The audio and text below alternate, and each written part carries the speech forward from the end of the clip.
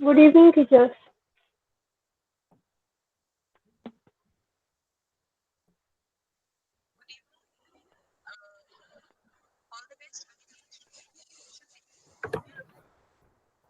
Ma'am, we can't hear you. No, ma'am. No, ma'am.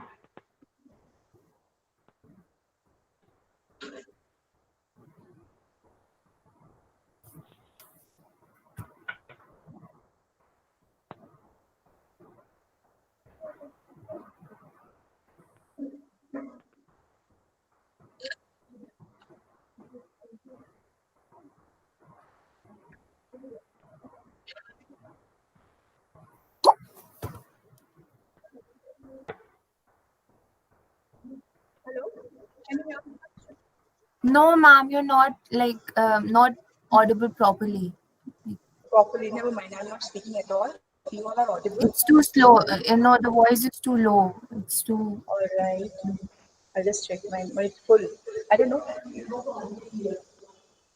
But never mind. I'm not speaking as a Zeti. So you're aware of your things, sir? Be alert. Okay? I'll just text. Yes, ma'am. Text.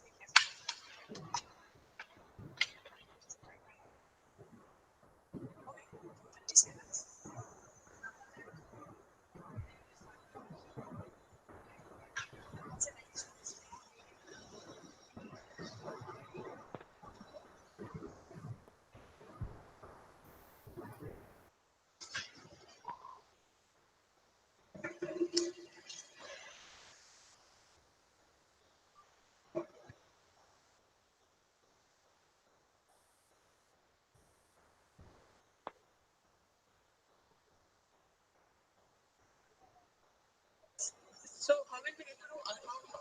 Nobody else is joined here. नहीं YouTube पे नहीं इस पे कोई नहीं होगा क्यों जो हमारे हमें एक ही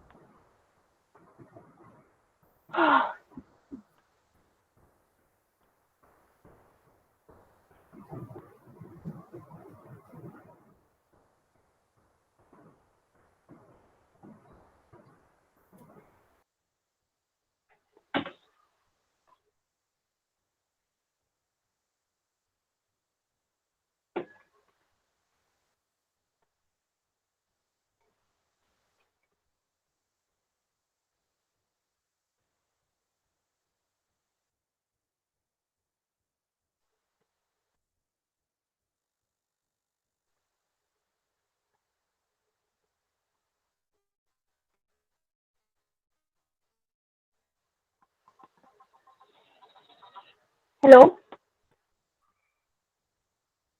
Hello?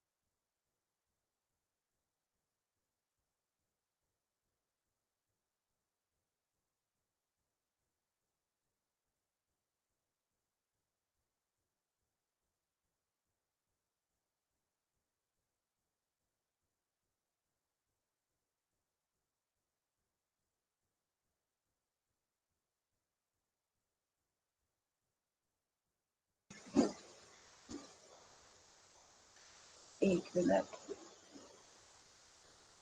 ये कुछ वाले वो तो ये वाला लिंक है ना मैं एक बार फिर से फॉरवर्ड करती हूँ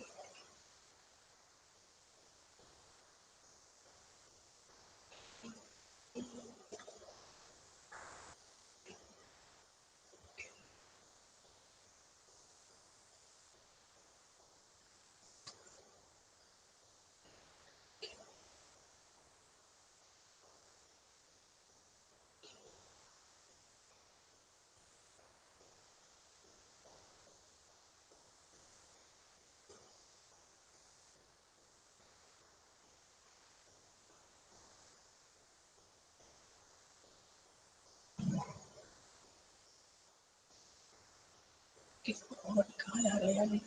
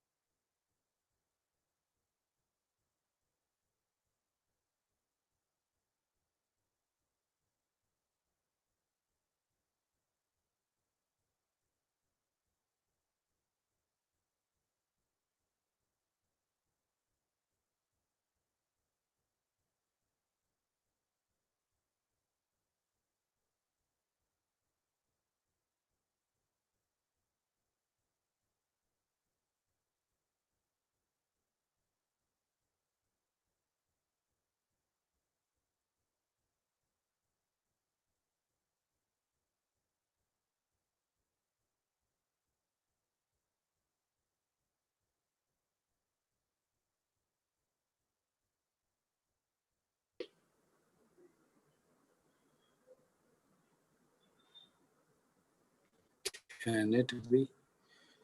No. Hello? Okay.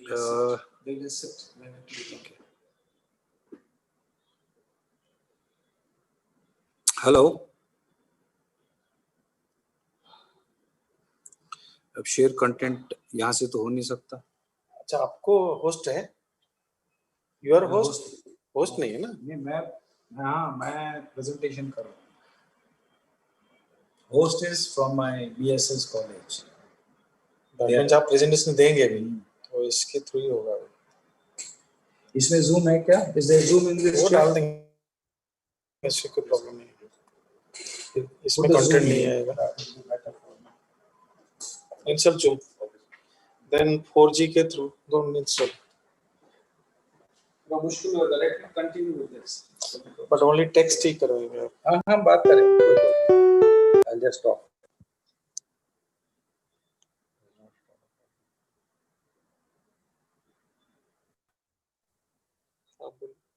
आवाज तो आ रहा है। Hello, hello. Hello, sir. Good evening, sir. Yes, good evening. Can you see me? Yes, sir. Welcome, sir. I'm not able to hear you properly. Am I audible now, sir? Okay. Am I audible, Yeah. sir? Yes, now I can hear you. That's great. Okay, sir. Shall we Yeah. begin, sir? Okay. Just give me 1 minute. Let me come over to Okay. my seat, then I will. Yes, sir. Okay. रहने दे, चल मैं ऐसी बात कर लूंगा। हाँ, नहीं PPT छोड़ दे। I'll just talk to them.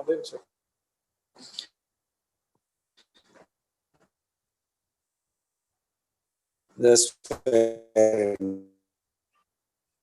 Because it's gonna take just 1 minute. I'm trying.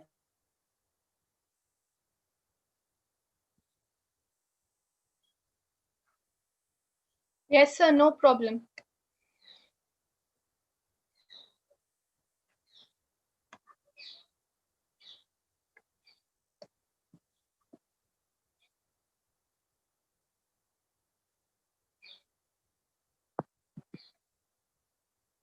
Four 972.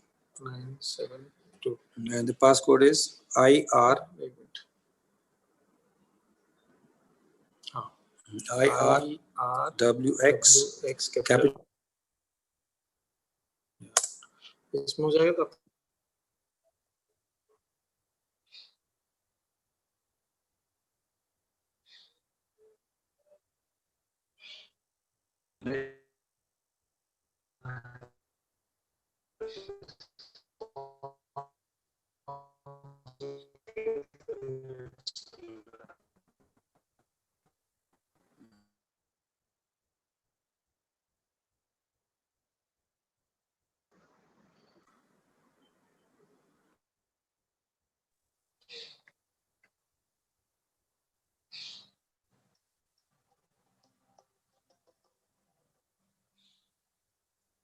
Shall we begin, sir?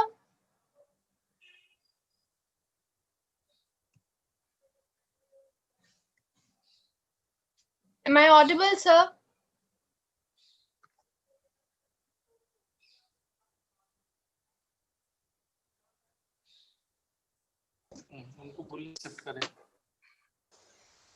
Can you please accept me?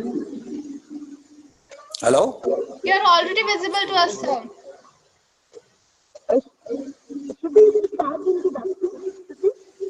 You can start welcoming sir and everything, Sakshi. Leave Sir, you're meeting. visible? Yes, Sakshi, sir, you're visible and audible good.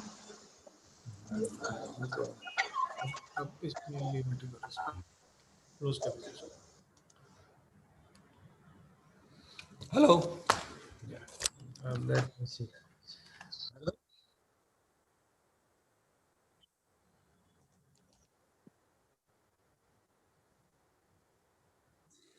Yes. Let me just get on to this one. इसको मेरे को share करना है तो इसमें चाहिए। just hold on for 1 minute, dear.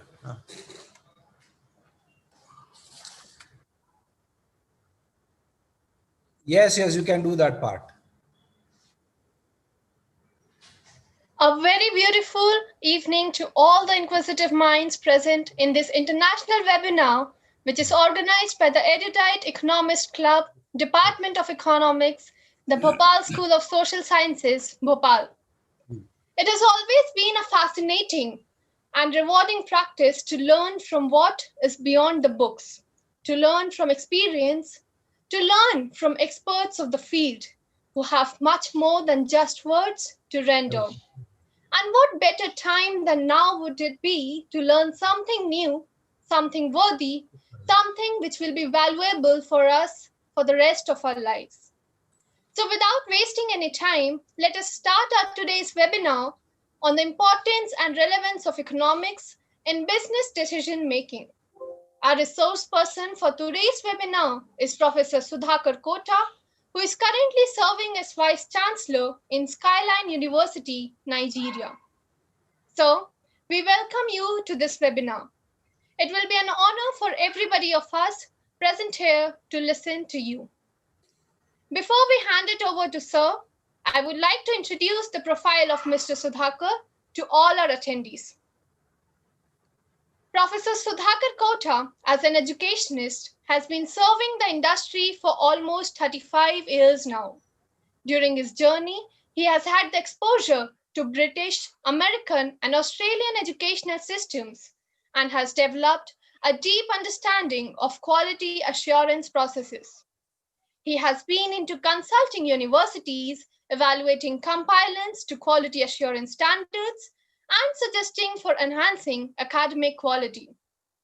Professor Sudhakar Kota is a well-known name for establishing higher education quality assurance policies and procedures at university levels.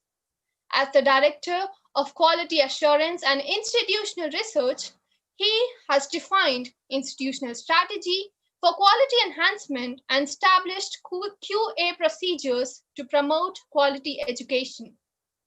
Beginning with establishing vision, mission, and philosophy of the university, he has laid down institutional goals and objectives, stating program goals, outcomes, its measurement criteria, and aligning each course and its learning outcomes with the program learning outcomes.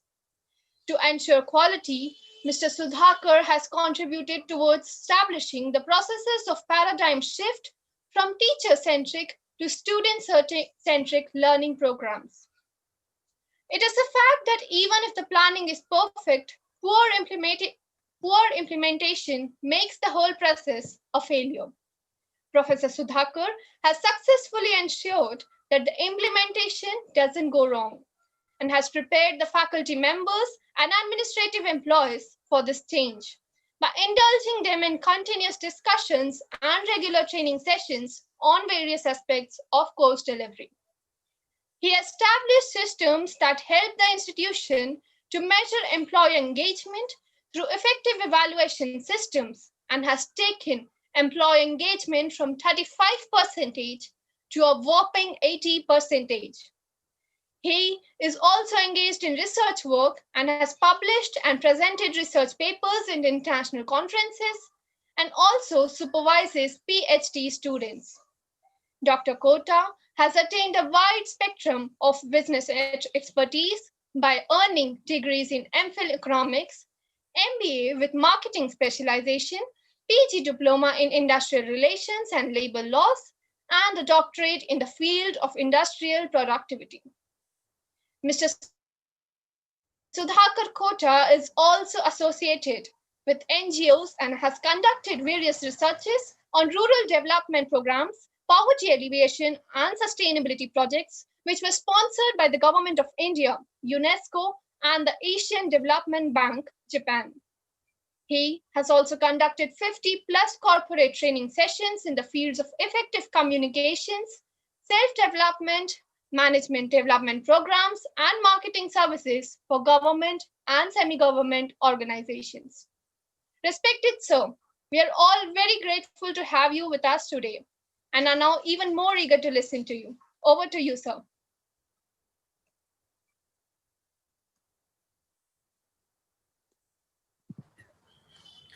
Thank you so much for giving a very vivid description and introduction of mine. I'm very happy to rejoin the BSSS College. I have been a faculty member of BSS College from 1983 till December 31st, 1999. Only on 2000, January 1st, I came to Sharjah, where I started working in Skyline University as a professor of marketing and economics. And gradually, I reached to this level of vice chancellorship. I served almost 20 years in Nigeria, in UAE. And now this is my second year as vice chancellor in Nigeria. So once again, I'm very thankful to the management of Bhopal School of Social Sciences and the economic department, which is organized this webinar. I'm very thrilled, in fact, to talk to my students back again after almost 20 years, especially with the BSS students. In fact, I was also a part of the same economics department. I joined in the Department of Economics and I continued to serve in that department till I reached back to various other places. So I think with all my basic introductions, I can just go ahead with talking to you on the various issues of what the relevance of economics and its importance in decision making. I may not be going through the bookish definitions, bookish concepts, but I would like to remind you on various concepts that would be useful as well as important while taking decisions. The focus of this lecture, which I'm going to do, is it will be largely on some basic concepts and then going for what is the relevance of this economics in personal, business, and government decisions, or government and business decisions rather, and some of the basic tools and techniques which you might have studied or which you might not have studied, but you may have some awareness about it, will be briefly touched upon. And finally, I would like to sum up with saying what would be the scope and scale of economics in the coming, situations across the world. And finally, with conclusions, and then go ahead with the Q&A sessions. I would like all my listeners over here to respond to the queries which I may raise, or if you have anything, you hold it back till the end of the session, and you can ask me the questions. I'd be glad enough to explain to you. Am I audible to all of you? Hello? Okay, that's great. All right. So now the first thing that I would like to just take you back to the history of economics. Generally, what you study in your books always talks about Adam Smith is the father of economics, isn't it? This is what the concepts which have been exposed by the Westerners, and it remains so even in the textbooks that we study today.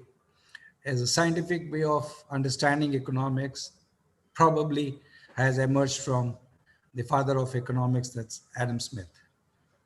But if you look back, what you observe is the economics has a strong foundation in India way back before Christ, second and third, centuries.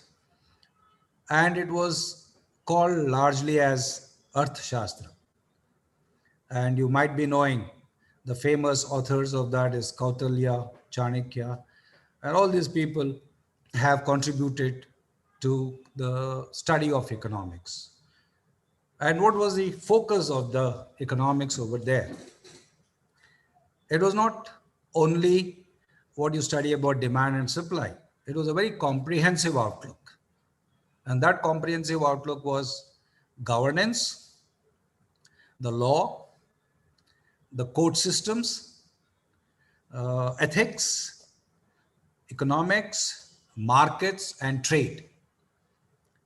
And also, it has evaluated the diplomacy, the ministries, and theories of war and nature of the environment. And they have assigned a very special role to the rulers. And that was not only overseeing the overall economic development of their kingdom. Apart from that, they were also required to create some kind of opportunities for its people during a pandemic situations like what we see today, or when there are famines, or when there are floods, or when there are fires, or when there are mass destructions. So they are asked to do that. Whatever monuments that you see today, be it Taj Mahals, or be it Qutub Minars, or be it many other things, they were some of these investments that they made in order to provide employment to its people so that they can give them something and they can sustain their livelihood. So this is how the role of economics was described by Kautilya, Vishnugupta, and Chanakya way back in the second and third, before Christ, the centuries. Yes, now coming to the later part of the economics, where you find in the 18th and the 19th century, that is the later part of 18th century and the early part of 19th centuries. That's what we call it, somewhere around 1776. You find that the great author, the father of economics, as we call Adam Smith, he has come out with his concepts of what economics should be, what is economics. So, and then it was followed by his followers, that's neoclassicals. And then it was followed by the modern economists. Now, most of the definitions that you study today in the books, be it a definition of wealth of nations, be it a welfare definition, be it a scarcity definition, that is limited resources and unlimited wants, or Samuelson's definition of growth, development, and equal distribution and utilization of the resources effectively. All this encompasses nothing but the way of things that we are understanding today.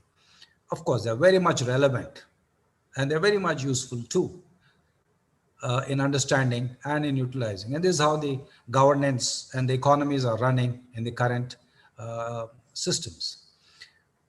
So what I would like to point out here is it's not the Adam Smith who is the only one who has been the father of economics. No, there are many more people who have done before him. And the nature of economics at that time was never related to economics in per se.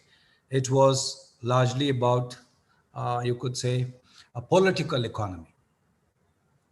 During the rulers' time, they used to assess the number of people, the number of the land that they had, the forest, the animal stock, and the various other activities that they can perform to sustain their people as what was considered as the economics. Today also you find there's a very strong link between the economics that you study as demand and supply. Other than that, there are various other factors which encompass the study of economics. So looking at that part, if you really want to understand, the Adam Smith, as I said, till the Marxian philosophy, if you go to, what you observe is the definitions of economics has been transforming from one to the other. But overall impact of all these things was what?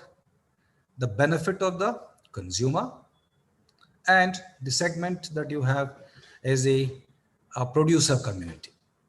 These are the two important elements which give us the referral point for understanding economics.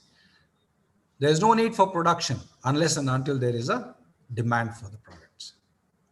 Now, in order to do this, what do you require, as you have studied very well, is various resources that are required. Now, the most important thing that you need to understand here is a successful economies are based on how well they are able to assess their resources, that is land, labor, capital, and the entrepreneurial skills that they have, and how well they can map with the needs of the society. And those needs, you know very well, they can be basic needs, they can be comfort needs, they can be luxury needs, they can be technological needs, they can be welfare needs, they can be so many. As a marketing, as a management student, you may say FMCG products. Of course, they are all classified under this. But what is important is the effectiveness of a country to have its growth and development, or to satisfy its consumers or its people and its business community. The most important thing is the ability to map these two resources. That is, your resources that are available in hand and also the needs of the society. If there is a mismatch between these two, then there will be a problem of utilization of resources. So it starts moving only to one direction of the people. Maybe the richer segments will get it, the average middle incomes, and the down the line, that's the poor segments of the people will never be able to access the benefits of these resources. What difference do you see between the Western world and the developing economies is this? They try to map their resources in such a manner that even the last person gets the benefit.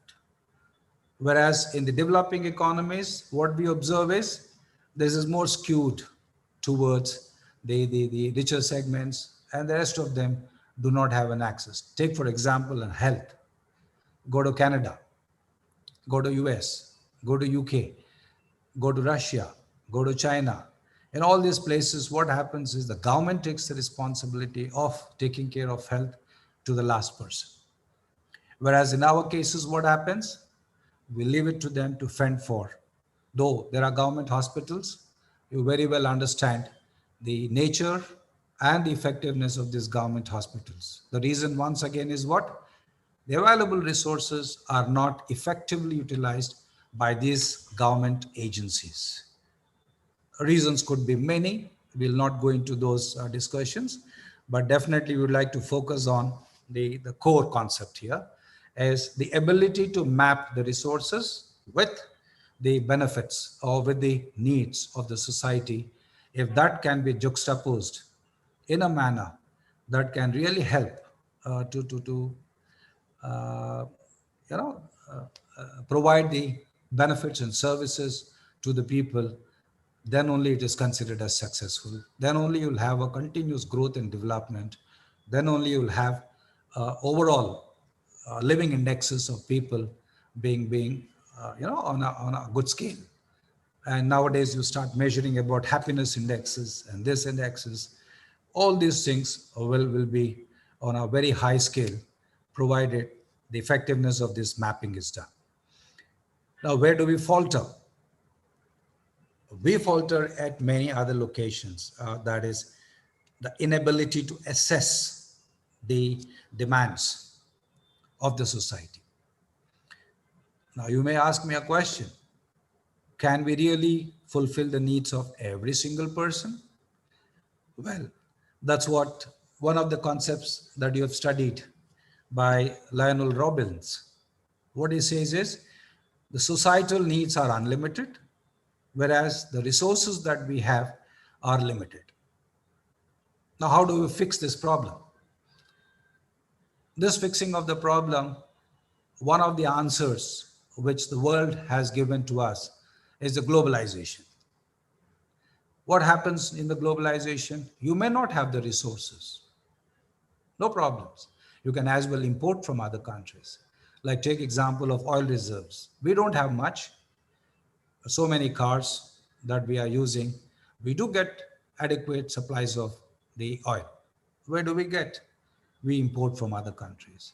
So this is how the overall benefit to the consumers, not only in one country, but the global citizen stands to gain by this kind of a globalization.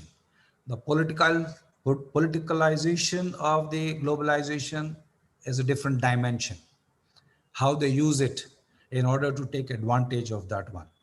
But critically, what is important for us is, yes, if you do not have the resources, is it resource really a limitation? The question mark, if you want to answer that, is yes, for a country, there are limitations. As a world, also there are limitations. That is why you find, in order to bridge this gap or to manage this demand and supply equations, always these businessmen or the countries do play up with the price, or they go for non-price factors.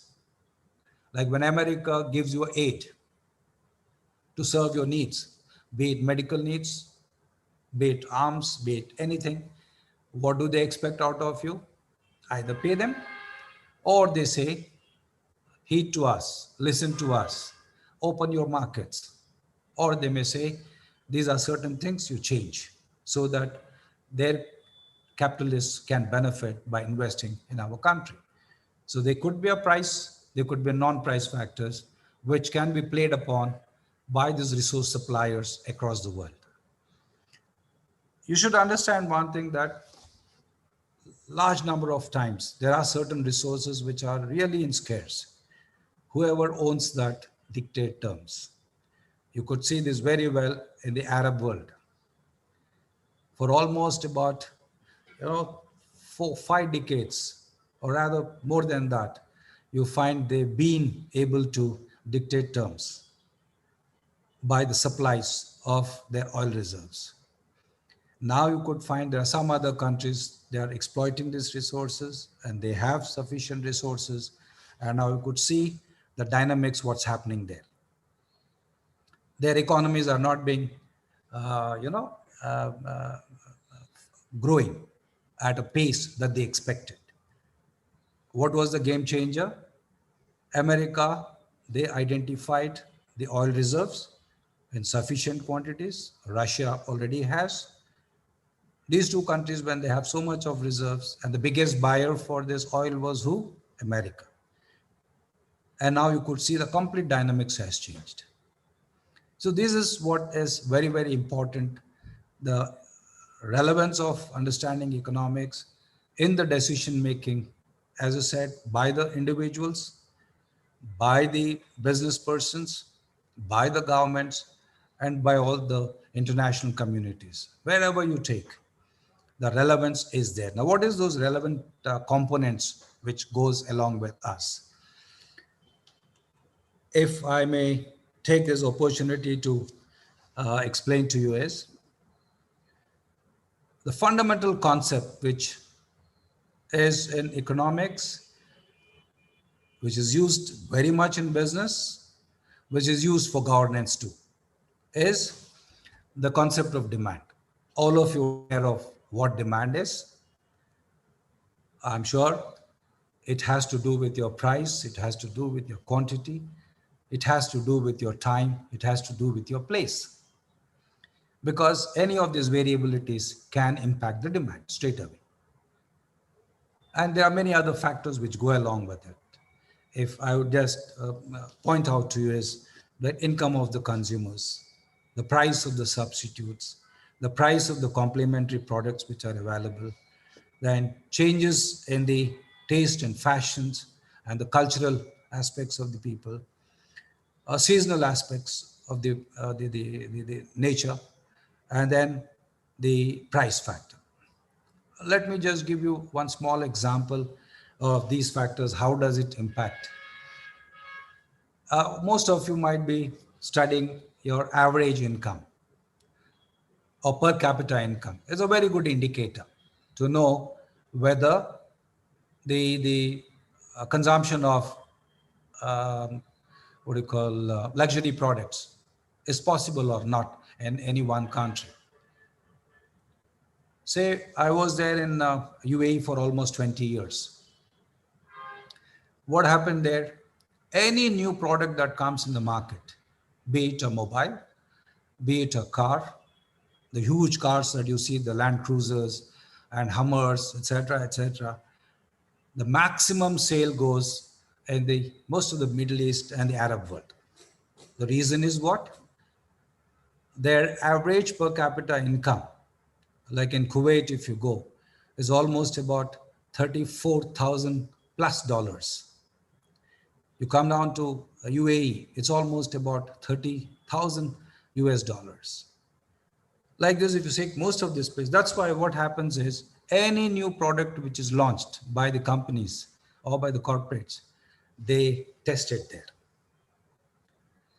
How do they, and they capitalize on those markets. So there was one such case where you find the companies wanted to really cash on the high per capita income in these regions. If all of you remember, especially the youngsters, there's a car which was known as smart car, which looks very much like your Nano Tata has produced. This was marketed by Mercedes company. You know, Mercedes is a well-known brand in the car segment, right? And they were targeting the Middle East countries. You know what was the assumptions that they had? Their assumption was there would be a very big demand in this market. Okay. What are the factors they considered?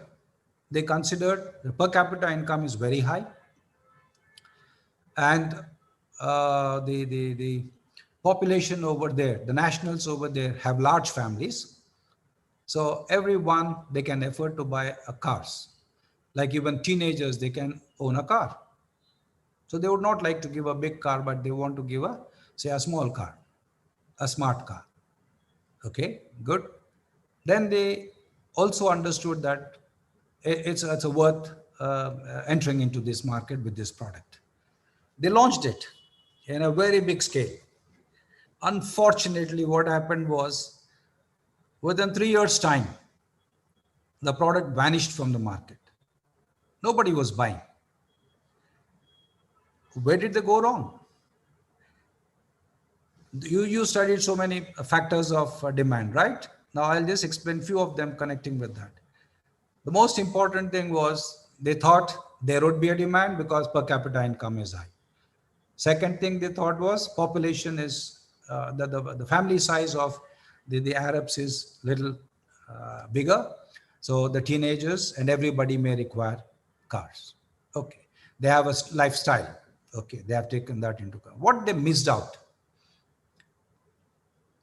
In Arab world, the terrain is such, their lifestyle is such, they like to go to the deserts, weathers like cool weathers that we have in winters, because most of the time there it is summers, it's hot weather. They like to go to the deserts during these winters. To drive into those, the small cars cannot go. So it failed there. Second component, they like powerful vehicles, both for safety as well as fast driving. And this car is like a matchbox. It can't go, and the risk factors are very high. And the third factor is 80% of the population, 84% of the population in UAE where I lived, they are expatriates. It's not locals. Nationals are only 14%. So when you have 84% of the population which are from, let's say, Pakistan, Bangladesh, India, Philippines, and many other small countries around, African regions, why did they go there? To spend on smart cars? On their luxuries? No. They went there to earn sufficient money, incomes, so that they have the buffers and they can come back and resettle back in India or in other countries, in their home countries, in a much more comfortable manner. So as a result, what happened was the demand for the product really was not at all there, though it was assumed to be, and it failed miserably. If I would like to put across one of the old examples in India, when there's cornflakes, all these flakes, choco flakes, the flakes, when they were introduced into the market in India, the target was what? They took a sample from 4 different metropoles, all the metropolitan cities in the country. And what was their objective? They thought that can be a very good supplement for the breakfast, because people are, running around. They want some quick breakfast to grab on. Like when you go to Bombay, you can find that. They survive on vada pav. So they thought this can be a good supplement. In fact, what happened? They did not understand the cultural aspect of the people living in these metropoles itself. Even if you look the metropoles, what do you observe? More than 50 to 60% of the people who are living there are the people coming from the rural areas, who have come, resettled over there. But the cultural and their food habits remain the same. Have a heavy breakfast without paratha or without chapati or without sumptuous breakfast. It doesn't satisfy them. So it failed. Now, what did they do to sustain in the market? They started targeting the children.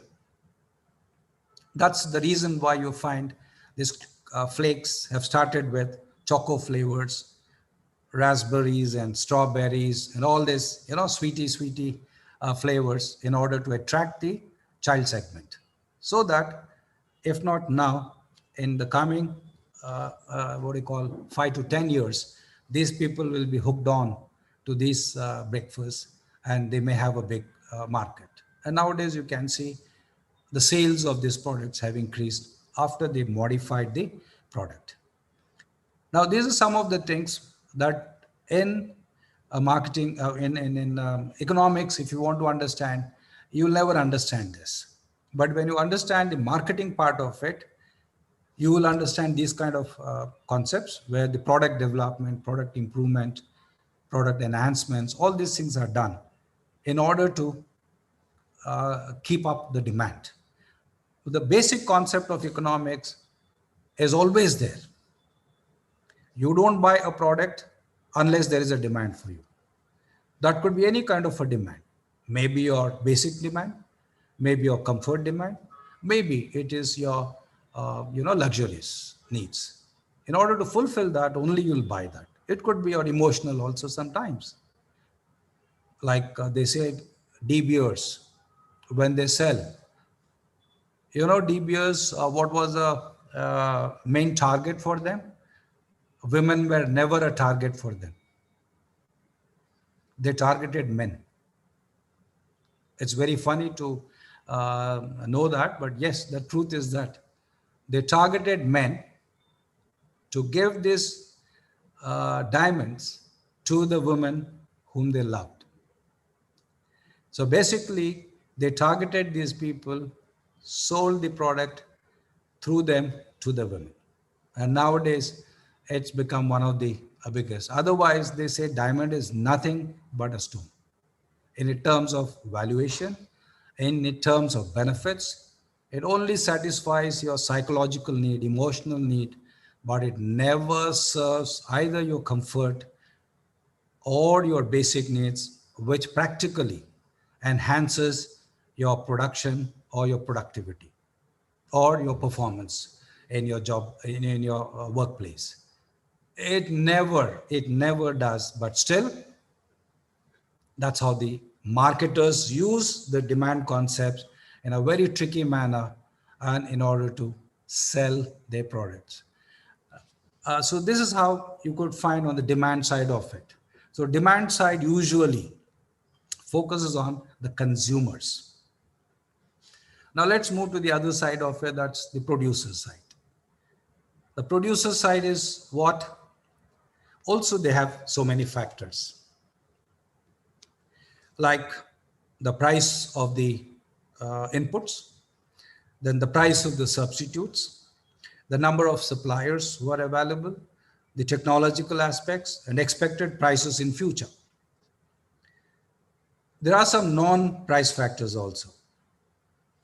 Availability of the products, quality of the products, the cost of transporting these products, the technology of exploiting these resources, taxes, subsidies. Take an example of why China is really being able to be a cost-effective location for most of the companies in the world, especially the Americans and Germans, to shift their production centers to China. Or don't you think Indians were cost effective and equally competent enough? They were. But what did the Chinese do, or the government did? They played on two important non-price factors in order to attract the world producers to them. And that was nothing but taxes and subsidies. If India also starts giving taxes and subsidies, to the extent that they give, will be much more cheaper than them. Because they are not part of that, the international, or they play it in a very, very cool manner. The information is not released. Whatever they do behind, like say water supplies, you subsidize them. The land, you give them free of cost. Rentals are not there. The cost of production goes down. That's the reason why most of the companies went in there. But later on, they realized to gain this much of cost, what did they lose? They lost their USPs. They lost their technological advantage, which has proliferated and that has been effectively used by the Chinese. Now you can get imitations of iPhone, you can get imitations of Samsungs, you can get imitations of any product that you want. So now they have realized it and now they want to shift back. And even the government policies of US has mandated them to return back to the countries in order to take advantages. And of course, the pandemic, the COVID, has put all the pressures for rest of the world to move out from China and to relocate to other locations. So India is becoming a good roost for many of these companies. Now you could see those changes taking place. So consumer side is one and the producer side is the other. Now let's look into some aspects. What does a consumer want? I'm sure each one of you know. As a consumer, what do you want? You want a satisfaction from the product. Same concept. This is nothing but a marketing concept, but in economics, we call this as a consumer surplus. What is this consumer surplus? It's nothing but, as a consumer, I always want a cheaper, I want a product at a less price than what it is quoted. So that I find a difference between the quoted price, which may be 100, and at a discounted price, if I buy it at 80, there's a gap of 20. I feel, or we as consumers feel, I got the product at a cheaper, at a lesser, a discounted price than the market price. So that's my benefit. That's what is consumer surplus. Same way, if you look at it as a producer's point of view, what does a producer want? His objective is very, very clear. That is maximizing his profits. Mark the words, maximizing the profits. It's not simple profits. In economics, you study the same way as normal profits and abnormal profits. So what the marketers look for or producers look for? Maximizing the profit. And when can they maximize the profits? When the demand variations are abrupt or they are much more than the supply equations. So they can take an advantage of it. So this is one part of it. That is, producers want, their objective is to maximize the profits. At the same time, they also look for what? Minimization of their losses. Any one is possible. Both are not possible. Any one is possible for them. Fair enough. And as a producer, what he can do? He cannot fix the quantity. He cannot fix the price. Both he cannot. He has to do only one. If a producer believes, if I sell my product at 100, I will make a profit of 50. So I will sell it at 100. Now, how much he can sell, he cannot determine that. Who will determine this? The consumers. Because at 100, can I buy or not? If I cannot buy, I'll stop it. If I can buy, I will buy it.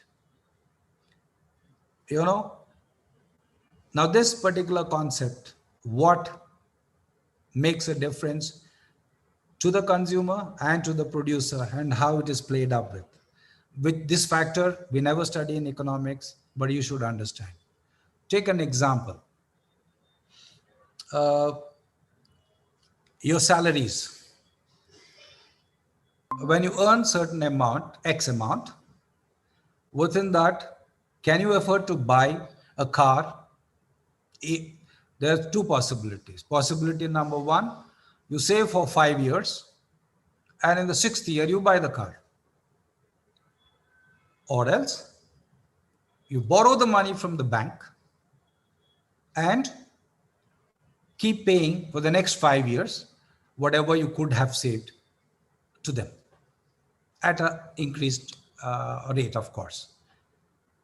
So what these producers do, they want to tie up with the bankers. Bank is also an institution. Bank also wants profits. So what does bank look for? They say, okay, come on, take this credit card or take these loans. Go buy a car today. And happily we do this. They say 0 interest for the first year. We get trapped into it. In fact, what happened to the consumers here? They have consumed their future savings. By buying a product today and paying the interest on that and the principal amount for the next 5 years, you have consumed your future savings today. Now, the same concept, if you look back into economics, Keynesian economics, if you study it, what do you find there? He talks about a long, the classical economists talk about the long term. And that long term never comes. 5 years, 10 years, 15 years. Who will wait for so many years? Today's consumer is enjoy what I can today. I'll keep paying, no problem for me. So these dynamics, these factors have to be accounted for whenever you want to understand the real aspects of decision making when you evaluate both the demand side of it as well as the producer side of it. Otherwise, we may tend to miss out on the real market scenarios and real consumer behaviors and real producer behaviors. And this is what now, how does a producer surplus comes? If he can sell a product where cost of production is 50, if he can sell at 50 or if he can sell at 60, if he can sell at 70, that is his profit margin. So the difference between what he is able to sell at and what is the cost of production that he has, the difference between these two gives him his margins, which is called as a producer surplus. Now you add up these two, producer surplus and the consumer surplus. These two together will give you the social surplus. What is the social surplus? The well-being of everyone. The well-being of consumers, the well-being of society, the well-being of producers, the well-being of the government also. Because the more you buy, the more you spend, businesses will thrive, taxes will be collected by the government, and whatever money that they get, the flow of money which is there will be used for providing more facilities and benefits to the society at large. You could see that. That's why you always find, as an individual, you plan your expenses based on your earnings. Governments never think that way. Businesses never think that way. They always plan what way? They look the other side of it. What I want to do, they plan that, then they try to raise the funds required for them. Governments go in for raising the funds by taxations, fees, fines, etc. Whereas the companies would try to take it as loans, share markets, and also some investors that they try to attract and fulfill their requirements. So this is the difference that you could usually find in the consumers and producers' behavior. So one thing which is very, very important here you need to understand is consumer surplus plus the producer surplus gives you the social surplus. And a social surplus being increasing means you'll have growth, you'll have development, you'll have employment, you'll have opportunities to take the benefits of so many other products which can satisfy your basic comforts as well as your psychological, emotional needs. Okay, I hope I'm able to catch up with few of the things to you. Now, based on these concepts that you try to understand, as per my plan, I wanted to explain to you some basic tools and techniques of estimations used in decisions. So fundamentally, what do you understand now? Where we go wrong is not from the producer's side. Always we go wrong in estimating the demand. What do you mean by estimation of demand? It is being able to calculate, not exactly though, near about the trends of increasing of the demand. How much, what quantities, and what is the possibility. If you are unable to assess that correctly, your production, your resource, accumulating your resources, your technology, your production, and your pricing, everything gets affected. Example of a smart car. They might have lost billions and billions of dollars just because they ventured out that one. But still they continue. They have some other options to go. Take examples of what was that Boeing company, I think. Yes, they had recently they had a problem with their flights that they produced. So such kind of decisions, usually what happens is if a technological failure is there, you can always correct it. If there is a resource crunch is there, you can always fetch from somewhere else. But if the demand is not there, then you need to think about. As economists, what we say, demand is essential for supplies. But as a business perspective, if you look at it, they say if there is no demand, create a demand. How do you create a demand? To create a demand, we have a very effective tool that you see today. Maybe till 2000, 2002 and 3, even up to that time, mobiles were not that much in vogue.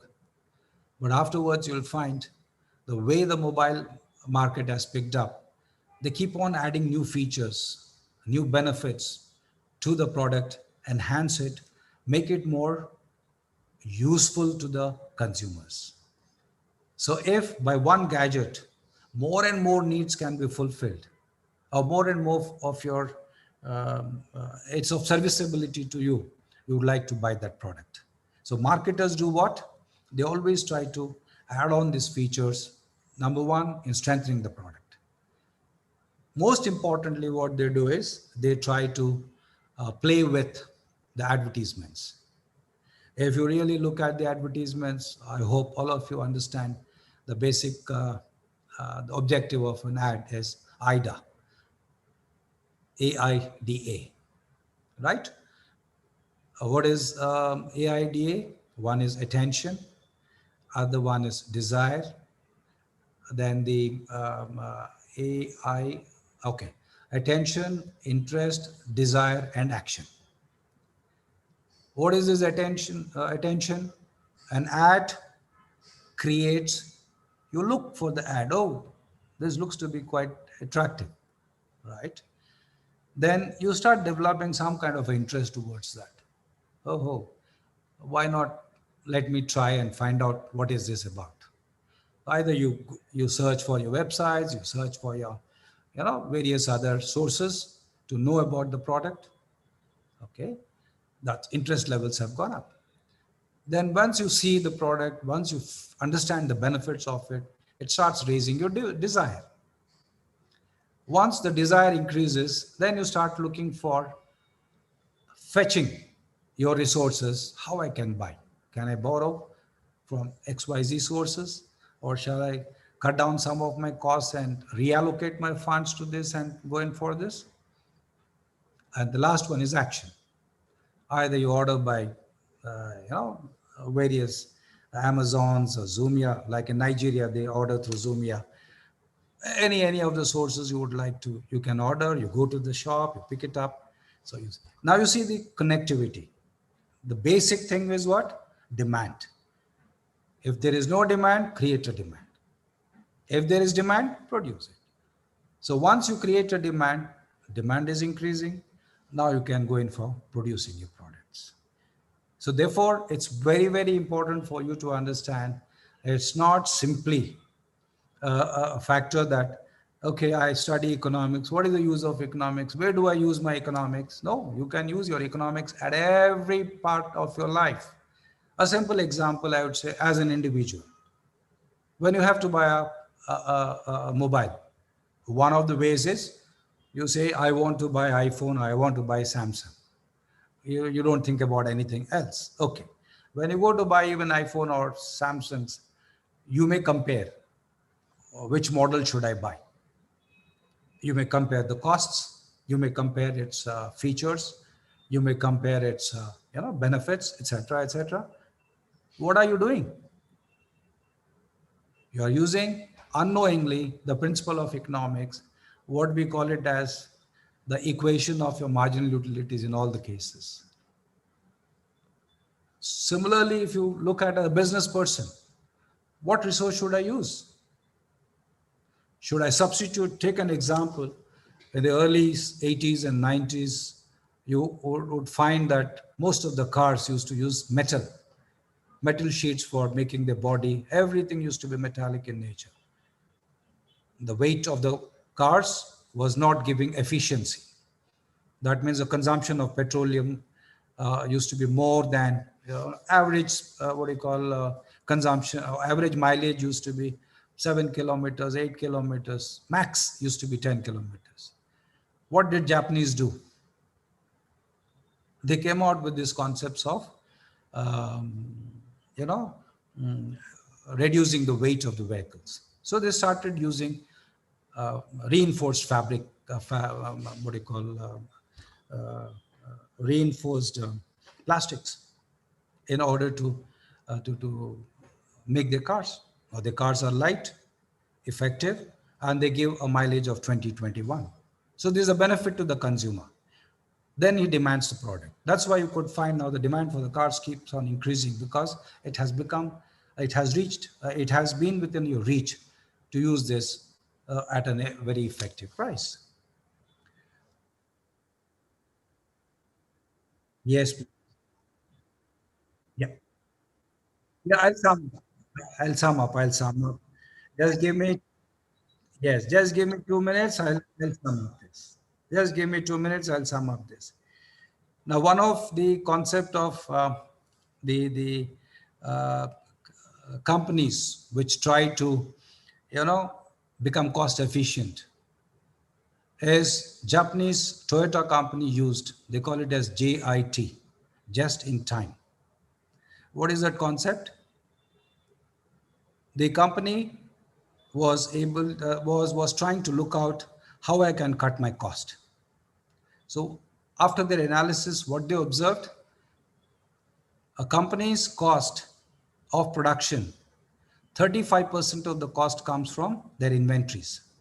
Maintaining the inventories, stocking the inventories, paying the interest for that, and also maintaining its quality. So what they did, how I can reduce this one?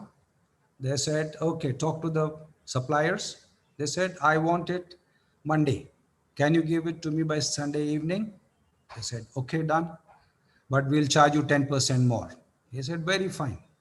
So 35% he saved.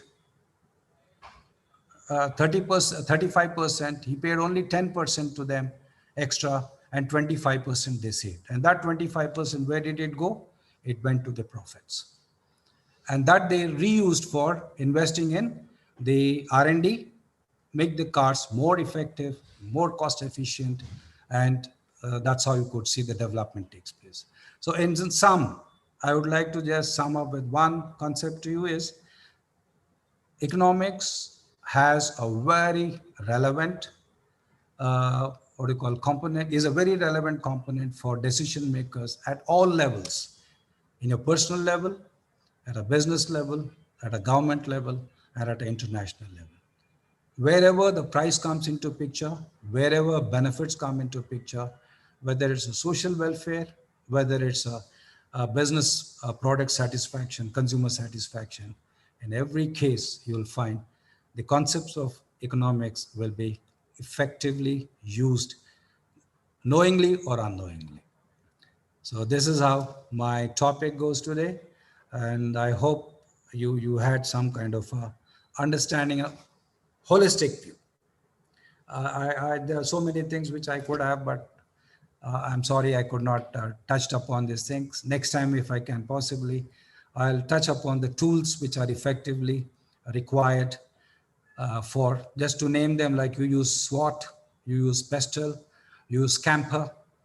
These are some of the tools which are very, very effective in order to you know, diversify your products to satisfy your consumers at the end of the day. Thank you so much. It's over to you, madam. Thank you so much, sir. All right. Honorable Sudhakar Kota, sir, respected Father John PJ, Yeah. and others, but Yes.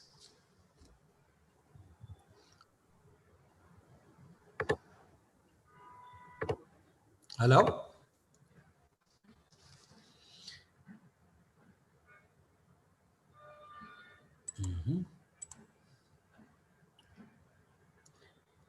Network bandwidth is low. Yes, you're back. Come on.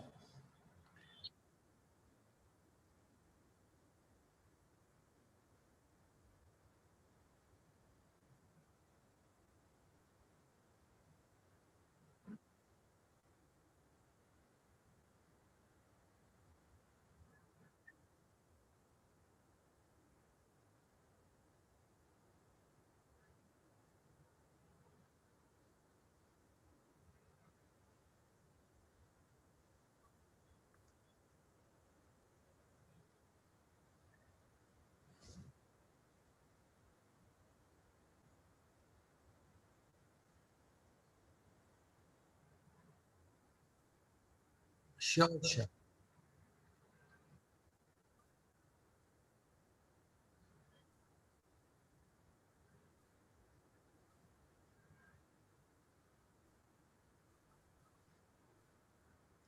Thank you. Thank you so much. Yeah. Thanks.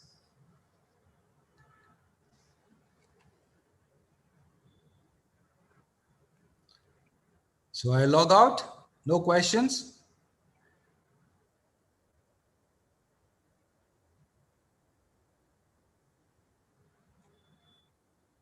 Okay, okay, okay, okay. So I leave. I exit out then?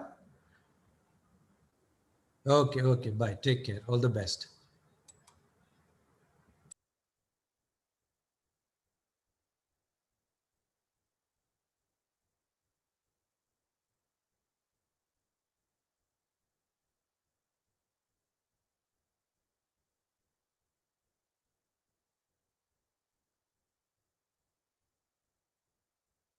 Namaskar.